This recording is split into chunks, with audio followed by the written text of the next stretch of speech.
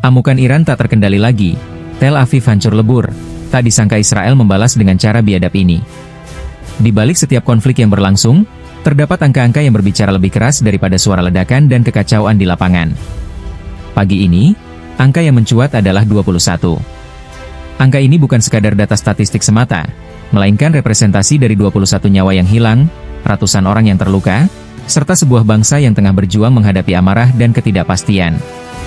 Laporan dari Israel mengonfirmasi bahwa sejak hari Jumat lalu, dampak dari serangan rudal Iran yang melanda pusat-pusat pemukiman mereka sangat mengerikan. Kerusakan yang meluas dan jumlah korban jiwa yang terus bertambah telah memicu reaksi keras dari pemerintah Israel. Tetapi, yang paling mengkhawatirkan bukanlah runtuhan bangunan maupun luka-luka yang terjadi, melainkan gema dari ancaman balas dendam yang berpotensi mengubah segalanya secara drastis. Situasi saat ini berada di ujung tanduk, seakan-akan sebuah ketegangan yang siap meledak kapan saja. Untuk memahami skala sesungguhnya dari tragedi ini, mari kita telusuri satu lokasi yang menjadi saksi bisu dari kekacauan dan sekaligus keajaiban perlindungan. Sebuah gedung apartemen setinggi 20 lantai di Petah Tikva yang kini menjadi tempat di mana kehancuran yang dahsyat dan keberanian penyelamat saling beradu. Di tengah kepanikan, tim penyelamat bekerja keras tanpa henti untuk mencari kemungkinan adanya warga yang terperangkap di bawah reruntuhan. Lantai 4 dan 5 dari bangunan tersebut hancur lebur akibat serangan. Namun, di tengah berita duka dan kehancuran, muncul fakta penting dari Komando Front Dalam Negeri. Pejabat mereka menegaskan bahwa sebagian besar penghuni yang berlindung di ruang aman apartemen berhasil selamat tanpa cedera serius. Ini adalah bukti nyata bahwa persiapan dan langkah antisipasi dapat menjadi garis tipis yang memisahkan hidup dan mati. Akan tetapi, di balik fakta tersebut, tersimpan kenyataan bahwa serangan yang terjadi di luar pagar pelindung itu sangat brutal dan kejam. Dari puing-puing dan duka cita di tanah Israel, muncul sebuah respons yang mengguncang panggung internasional. Ini bukan lagi sekadar pernyataan politik, melainkan sebuah ancaman langsung yang melampaui batas dan menyentuh garis merah dalam hubungan internasional. Menteri Pertahanan Israel, Katz, dengan tegas menyatakan bahwa pemimpin tertinggi Iran adalah pembunuh yang ketakutan, dan dalam pernyataannya yang penuh emosi, ia menyampaikan bahwa penduduk Teheran akan membayar harganya dan segera. Mari kita kaji arti dari ancaman ini. Kata-kata tersebut bukan ditujukan kepada fasilitas militer atau instalasi nuklir, melainkan secara eksplisit diarahkan kepada warga sipil di ibu kota Iran. Ini adalah sinyal bahwa Israel bersiap untuk membalas dengan cara yang sama, menargetkan warga sipil dalam aksi balasan. Dunia pun menahan napas, menunggu dan menyimak apa langkah selanjutnya. Pertanyaan utama yang muncul bukan lagi apakah Israel akan membalas, tetapi bagaimana caranya. Apakah ini sebuah babak baru yang mengerikan dalam konflik di Timur Tengah, di mana warga sipil yang tidak bersalah akan menjadi pion dalam permainan perang yang mematikan? Jawaban atas pertanyaan ini tidak memakan waktu lama. Pada minggu dini hari, dilaporkan bahwa sedikitnya 23 warga Palestina tewas saat mereka menunggu distribusi bantuan makanan di tengah kondisi kelaparan parah yang melanda wilayah tersebut. Penembakan terjadi di pusat Gaza yang menargetkan kerumunan yang sedang mengantre bantuan. Tragedi ini bukan kejadian pertama, tetapi menambah daftar panjang serangan terhadap warga sipil yang putus asa mencari makanan untuk bertahan hidup. Menurut laporan dari Kementerian Kesehatan Gaza, sekitar pukul 9.45 pagi waktu setempat, tank dan drone milik pasukan Israel melepaskan tembakan ke arah kerumunan warga sipil yang sedang menunggu bantuan di pusat distribusi. Setidaknya 23 orang tewas di lokasi, dan puluhan lainnya mengalami luka-luka serius. Banyak dari mereka adalah perempuan dan anak-anak, yang menjadi korban dari kekerasan yang tak berperi kemanusiaan ini. Saat ini, Gaza tengah mengalami krisis kemanusiaan terbesar dalam sejarah modern wilayah tersebut. Organisasi-organisasi dunia seperti PBB, WHO, dan Program Pangan Dunia memperingatkan bahwa jutaan warga Gaza menghadapi kelaparan ekstrim, dan banyak anak-anak menderita kekurangan gizi akut. Laporan UNICEF terbaru menyebutkan bahwa 4 dari 10 anak di Gaza tidak mendapatkan asupan gizi yang layak, dan lebih dari 15% dari mereka mengalami kekurangan gizi yang parah dengan kondisi tubuh yang jauh di bawah standar tinggi badan mereka. Insiden penembakan terhadap warga yang sedang menunggu bantuan ini bukan kejadian tunggal. Sebelumnya, pada 24 Juni, serangan di lokasi distribusi di Rafah menewaskan 44 warga sipil, termasuk keluarga yang berusaha mendapatkan makanan untuk anak-anak mereka.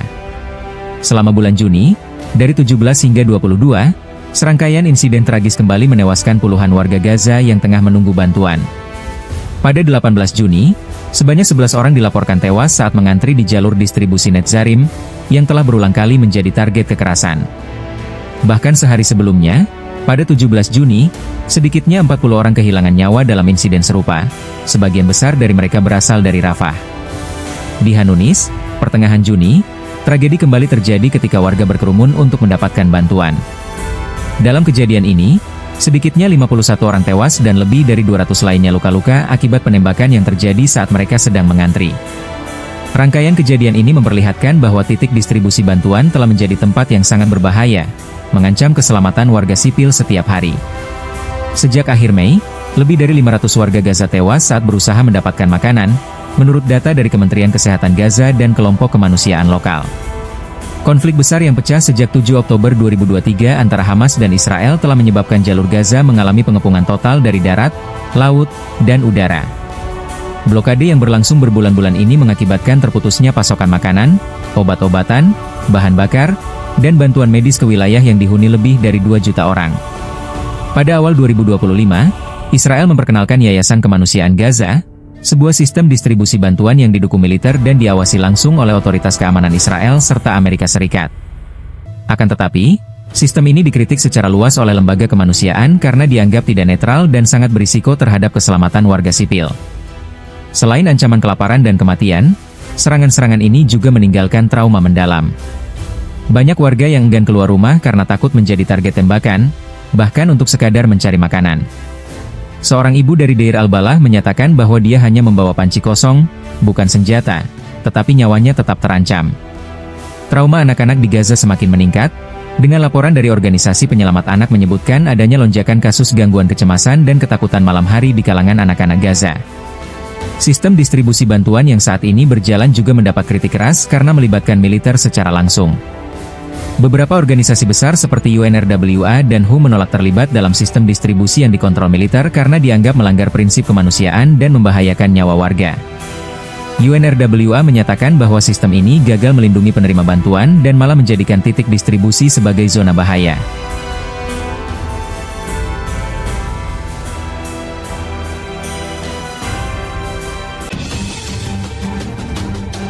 Kerinduan Park Hye-min untuk Megawati, sebuah kisah persahabatan lintas negara dalam dunia voli.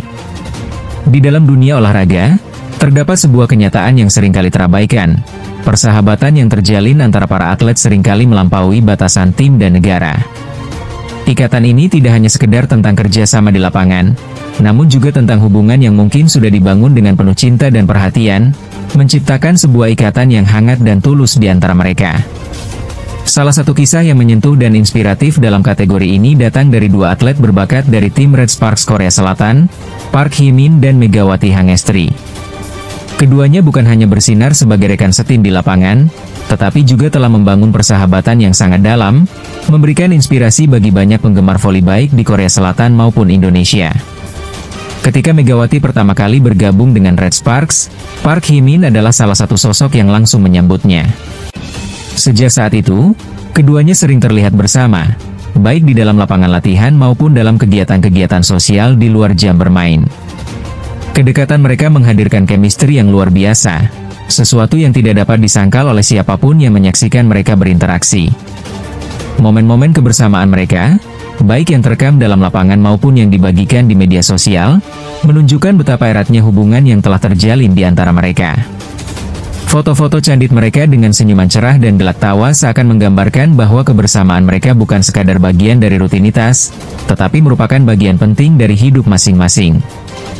Setelah berakhirnya musim voli 2024 hingga 2025, Megawati memutuskan untuk kembali ke Indonesia dan melanjutkan karirnya di liga domestik. Keputusan tersebut tidak hanya menjadi langkah strategis untuk mengembangkan karirnya lebih lanjut, tetapi juga menjadi momen yang menyedihkan bagi Park Hye-min. Perpisahan ini bukanlah hal yang mudah baginya. Dalam sejumlah unggahan dan momen yang terekam, Hye-min dengan jelas menunjukkan rasa rindu yang mendalam terhadap sahabatnya. Bahkan, momen ketika ia terlihat berada di Bandara Incheon seolah-olah siap untuk mengikuti Megawati pulang ke Indonesia, memberikan gambaran yang kuat tentang betapa pentingnya persahabatan mereka. Dalam sebuah interaksi singkat dengan para penggemar, tampak jelas bahwa perasaan Hye-min sangat dalam. "Aku sangat merindukan Megawati.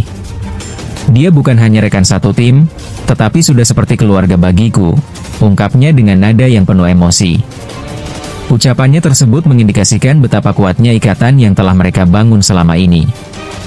Hye-min tidak hanya sekedar merindukan sahabatnya, tetapi dia juga menyampaikan keinginan untuk pergi ke Indonesia, bahkan untuk bermain di Liga Lokal Indonesia, agar bisa kembali bertemu dengan Megawati. Ini menunjukkan betapa berartinya persahabatan tersebut baginya, melebihi sekadar hubungan profesional. Keinginan Hye-min untuk mengunjungi Indonesia tidak hanya disambut baik oleh para penggemar mereka, tetapi juga memicu harapan baru. Banyak penggemar voli dari kedua negara, baik di Korea Selatan maupun Indonesia, yang turut berdoa agar kesempatan bagi Hye-min untuk datang ke Indonesia segera terwujud. Beberapa dari mereka bahkan mulai membayangkan momen-momen indah yang akan tercipta jika keduanya bisa bertemu lagi, tidak hanya sebagai atlet, tetapi juga sebagai sahabat yang telah saling mendukung satu sama lain. Kisah persahabatan antara Park Hye-min dan Megawati Hangestri adalah sebuah bukti nyata bahwa olahraga, terutama voli, bukan sekadar tentang persaingan di lapangan, tetapi juga tentang ikatan emosional yang mengatasi batas geografis dan budaya. Persahabatan sejati yang terjalin di antara mereka menunjukkan bahwa di tengah kerasnya persaingan, selalu ada ruang untuk solidaritas, dukungan, dan cinta. Mereka berdua telah membuktikan bahwa hubungan yang bermakna bukan hanya ditemukan di antara rekan satu tim, tetapi dapat tumbuh di mana saja, menciptakan kenangan yang akan selalu dikenang di hati masing-masing. Dengan kehadiran media sosial sebagai platform yang memungkinkan penggemar untuk mendukung idola mereka, interaksi antara Hye-min dan Megawati mendapat sorotan yang lebih besar. Penggemar dari kedua belah pihak mulai menggali kisah mereka lebih dalam, mulai dari momen-momen lucu di lapangan hingga dukungan yang mereka tunjukkan satu sama lain selama pertandingan. Ini tidak hanya memperkuat hubungan mereka, tetapi juga semakin memperkaya cerita tentang bagaimana manusia bisa saling terhubung meskipun berasal dari latar belakang yang berbeda. Selain itu, keberadaan Hye-min dan Megawati di dunia pertandingannya masing-masing juga menunjukkan bahwa olahraga dapat menjadi jembatan yang menghubungkan dua budaya yang berbeda.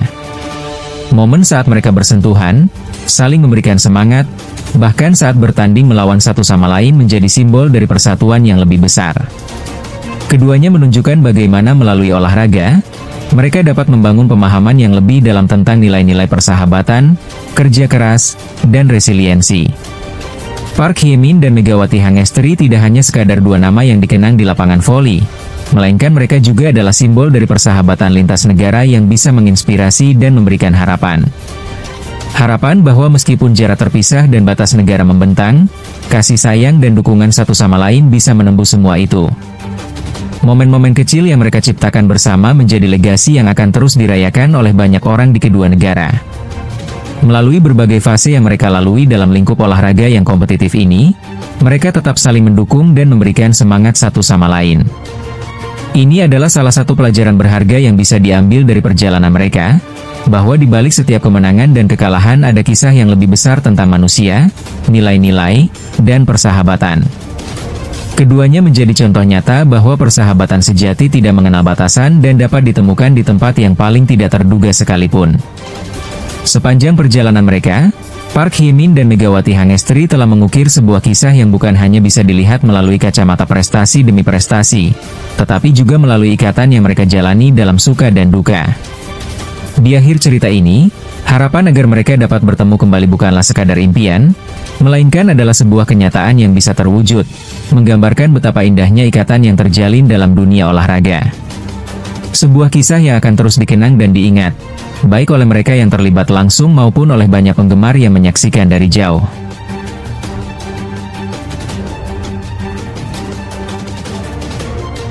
Lee Dae-yeon dan pengakuan mengharukan tentang Megawati.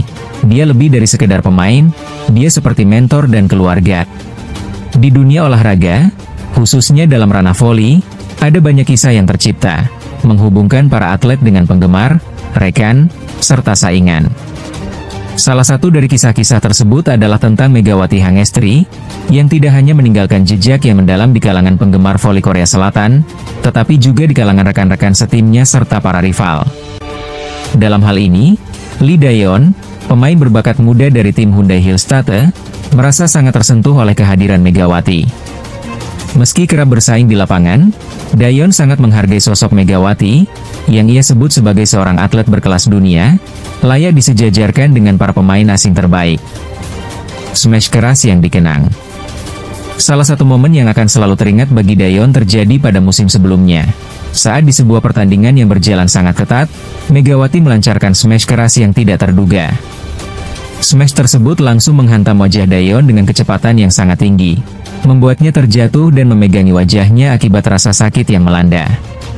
Momen tersebut bisa menjadi titik hitam dalam pertandingan. Namun yang mencuri perhatian bukanlah kekuatan smash itu sendiri, melainkan reaksi tulus dari Megawati. Segera setelah insiden tersebut, Megawati bergegas mendekati Daeyeon, memastikan bahwa lawannya itu baik-baik saja sambil terus meminta maaf. Smash yang dilancarkannya memang sangat mematikan, tetapi yang akan selalu aku ingat adalah sikapnya yang penuh empati.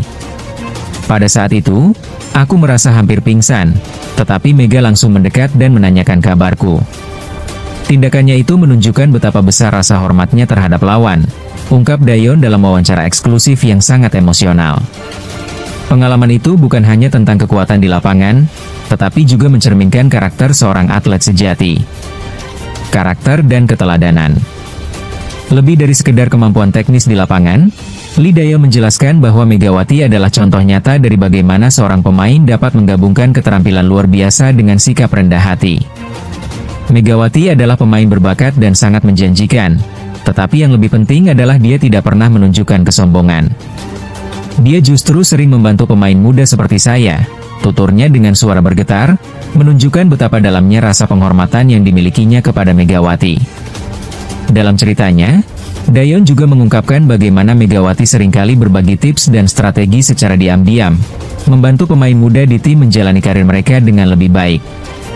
Selain itu, ia mengingat momen di mana Megawati membelikan minuman hangat untuk rekan-rekannya saat musim dingin yang sangat dingin.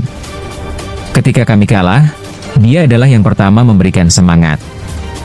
Namun, saat kami memenangi pertandingan, ia tidak pernah membiarkan kesuksesannya menjadi sarana untuk berbangga diri. Itulah yang membuatnya sangat spesial, tambahnya. Surat perpisahan yang mengharukan. Kepergian Megawati yang memutuskan untuk meninggalkan Korea Selatan akibat perubahan kebijakan dari KOFO mengenai jalur pemain Asia, berbuah duka mendalam bagi Daeyeon. Saat aku mendengar kabar resmi bahwa Megawati akan meninggalkan kita, aku tidak bisa menahan air mata. Dia bukan sekadar pemain asing bagi kami, tetapi sudah menjadi bagian dari keluarga kami, kata Daeyeon dengan nada penuh kesedihan. Dia merenungkan pelajaran terpenting yang telah diberikan Megawati. Dia mengajarkan saya bahwa menjadi seorang pemain hebat bukan hanya tentang meraih kemenangan, tetapi juga tentang bagaimana menghormati lawan, mendukung rekan, dan tetap rendah hati dalam setiap situasi, ujarnya dengan penuh rasa syukur. Pesan tulus untuk sang sahabat. Di penghujung wawancara yang sangat menyentuh ini, Lee Daeyeon menyampaikan pesan yang sangat berarti untuk Megawati. Terima kasih telah mengajarkan kami apa arti ketangguhan sejati. Dimanapun kau bermain, kau akan selalu bersinar, bukan hanya karena trofi yang kau raih, tetapi karena hatimu yang tulus dan besar, katanya, menegaskan betapa berartinya Megawati dalam hidupnya dan dalam karirnya. Pernyataan tulus Daeyeon tersebut dengan cepat menjadi viral di media sosial, menyentuh hati banyak penggemar serta menarik perhatian dari komunitas olahraga. Meski Megawati kini telah meninggalkan Korea Selatan, warisan sportivitas dan persahabatan yang ia bangun bersama Lee Daeyeon serta rekan-rekan lainnya tetap abadi. Kisah mereka adalah sebuah pengingat bahwa olahraga tidak hanya sekedar tentang kompetisi atau hasil akhir, tetapi juga tentang hubungan manusia yang terjalin dalam prosesnya. Pengaruh yang mendalam. Megawati Hangestri, dengan segala pencapaian dan karakter positifnya, telah berkontribusi banyak dalam dunia voli. Ia bukan hanya dikenang sebagai pemain berbakat yang mampu melakukan serangan mematikan, tetapi juga sebagai sosok yang memberi inspirasi begitu banyak orang. Peranannya lah yang telah membantu membentuk generasi baru pemain, seperti Lee Daeyeon, yang tidak hanya melihat keahlian di lapangan sebagai fokus utama, tetapi juga menyadari pentingnya karakter dan integritas dalam setiap tindakan mereka. Kisah persahabatan antara Megawati dan Lee Daeyeon adalah cerminan dari potensi luar biasa yang dapat muncul ketika kemampuan individu digabungkan dengan sikap saling mendukung. Hal ini menjadi contoh nyata dari apa yang dapat dicapai saat individu-individu yang berkomitmen untuk saling mengangkat satu sama lain bekerja sama sebagai sebuah tim, tidak peduli pula dari mana latar belakang mereka berasal. Refleksi dan harapan. Melalui kisah ini, kita diingatkan mengenai nilai-nilai kemanusiaan dalam olahraga. Dengan perubahan yang harus dihadapi oleh Megawati, harapan akan masa depan yang lebih cerah dan kesempatan bagi siswa dan pemain muda di Indonesia untuk menginspirasi generasi berikutnya menjadi semakin nyata. Kini, dimanapun Megawati melanjutkan karirnya, yang pasti adalah banyaknya pelajaran berharga yang ia berikan pada rekan-rekannya di Korea Selatan, termasuk Lee Dae-yeon, yang akan terus diingat dan dijadikan panutan. Kita semua berharap agar suatu hari, jalan mereka akan bertemu kembali, sehingga mereka dapat melanjutkan persahabatan yang telah terjalin dengan begitu kuat. Kesempatan untuk memperbaharui kenangan dan berbagi pengalaman baru akan saling menguatkan, baik bagi mereka maupun bagi para penggemar yang mendukung perjalanan mereka. Lee Dae-yeon dan Megawati Hangestri telah menunjukkan kepada kita bahwa di dalam dunia olahraga, rivalitas memang ada, tetapi di baliknya, ada keindahan dalam membangun hubungan, saling menghargai, dan membentuk komunitas yang saling mendukung. Perjalanan mereka merupakan tentang lebih dari sekadar pertandingan. Itu adalah tentang hidup, karakter, dan rasa saling menghargai yang akan selalu ada di hati setiap individu yang mencintai olahraga, terlepas dari hasil akhirnya. Dengan demikian, warisan Megawati yang kaya akan teladan dan pengajaran akan terus mengalir, tidak hanya di arena voli, tetapi di setiap aspek kehidupan, mengingatkan kita semua bahwa pada akhirnya, apa yang kita tinggalkan adalah hubungan dan dampak positif yang dapat kita berikan kepada sesama. Semoga kisah ini terus menginspirasi, dan semoga kita semua bisa belajar dari ketulusan hati Megawati dan semangat yang ditularkan kepada teman-teman dan rekan-rekannya dimanapun mereka berada.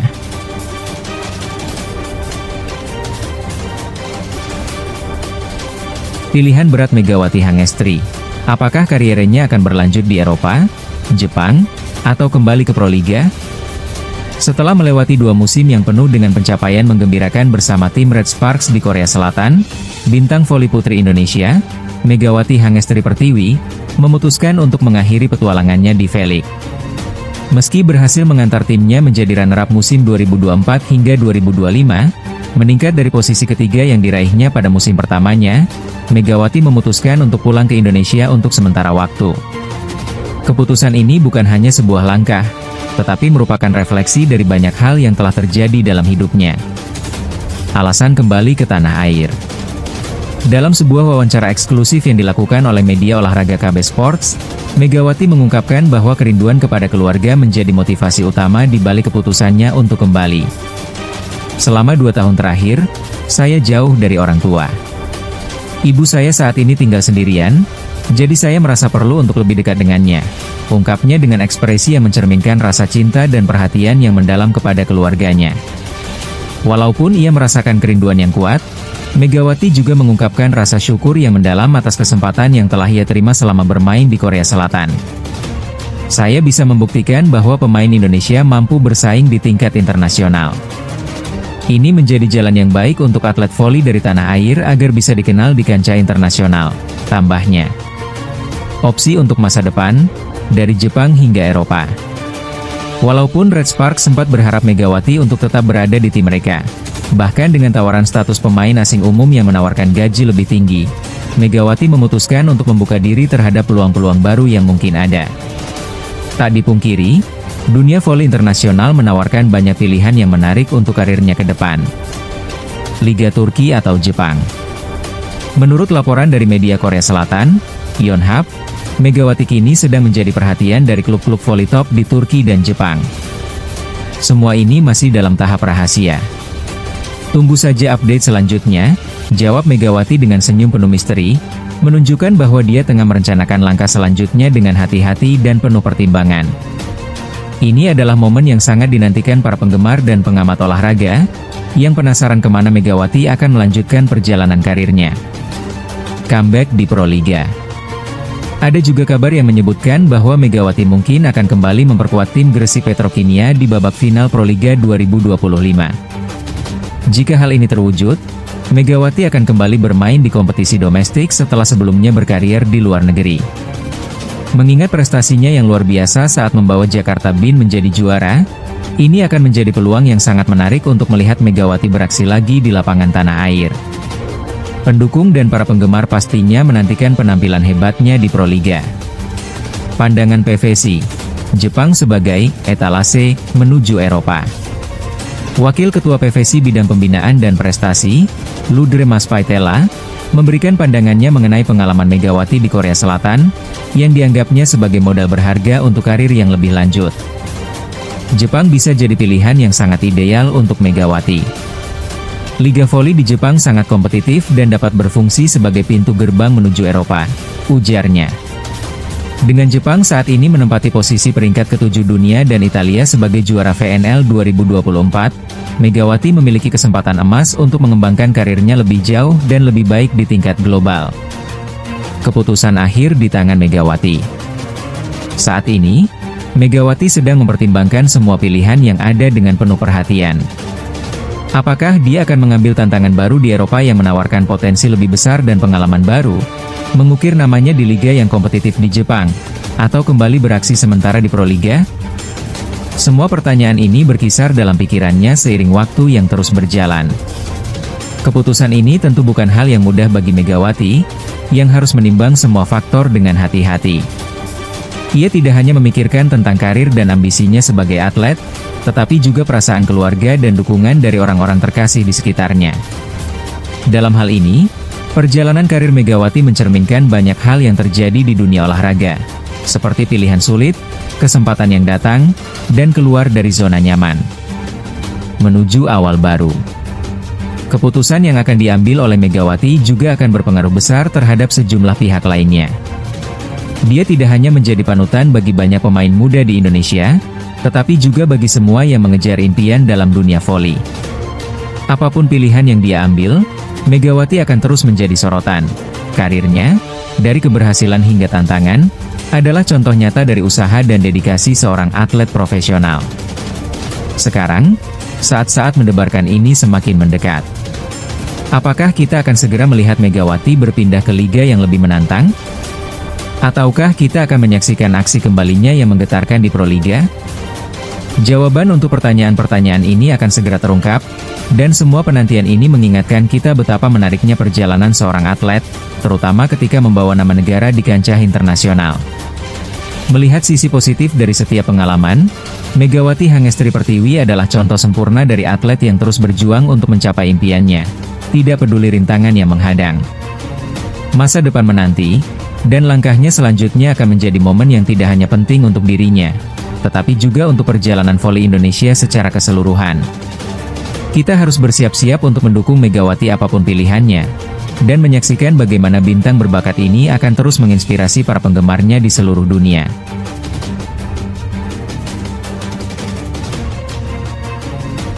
Pelatih Gresik Petrokimia buka suara.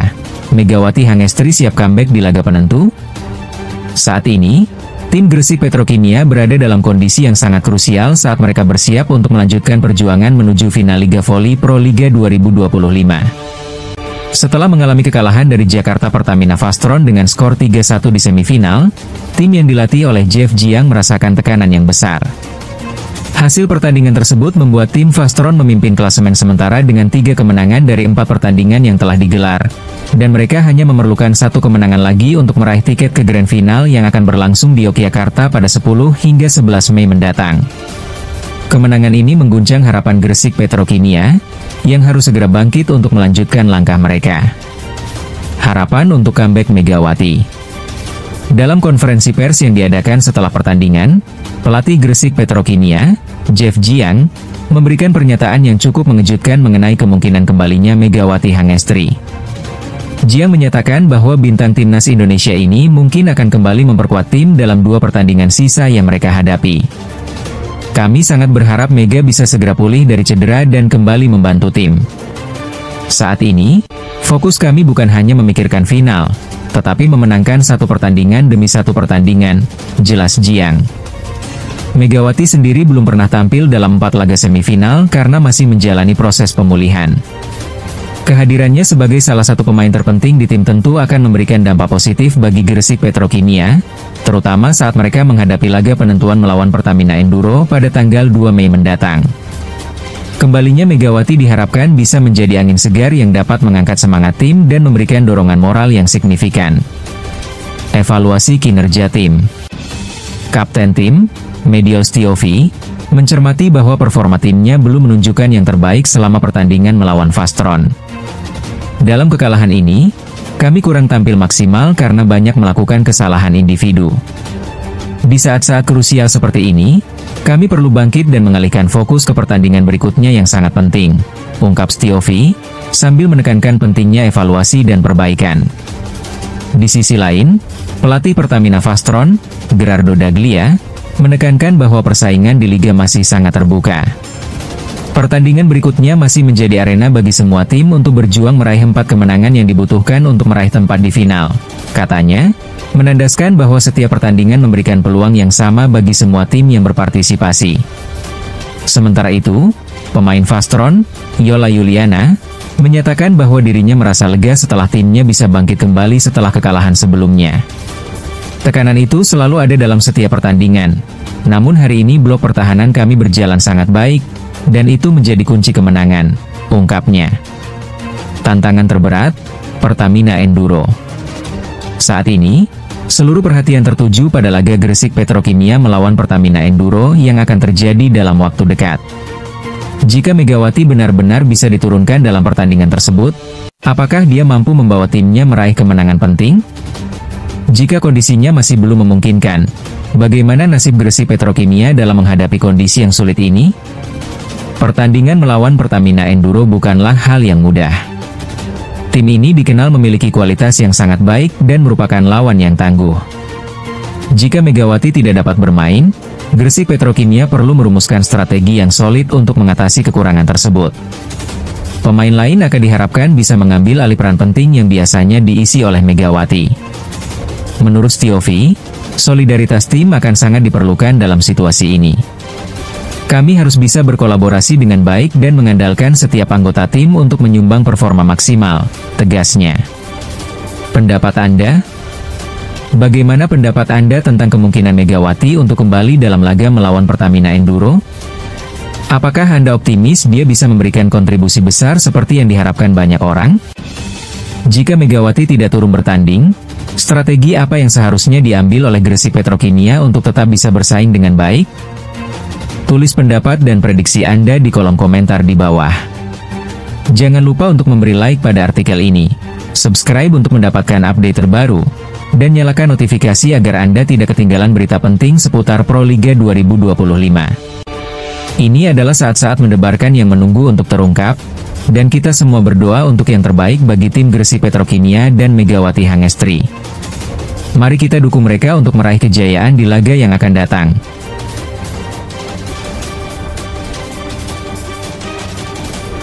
Kritik pedas legenda voli Korea untuk Kovo. Sistem yang rusak, picu pensiun dini pemain bintang. Dunia voli di Korea Selatan tengah bergejolak setelah legendanya, Kim Yeon-keung, yang dikenal sebagai Ratu Voli Korea, melontarkan pernyataan mengejutkan yang menggugah banyak pihak. Pernyataan ini muncul setelah pensiunnya Pyo Sung-ju, salah satu pemain bintang dari tim Red Sparks, dan langsung mengarah pada kritik terhadap Federasi Voli Korea, KOVO.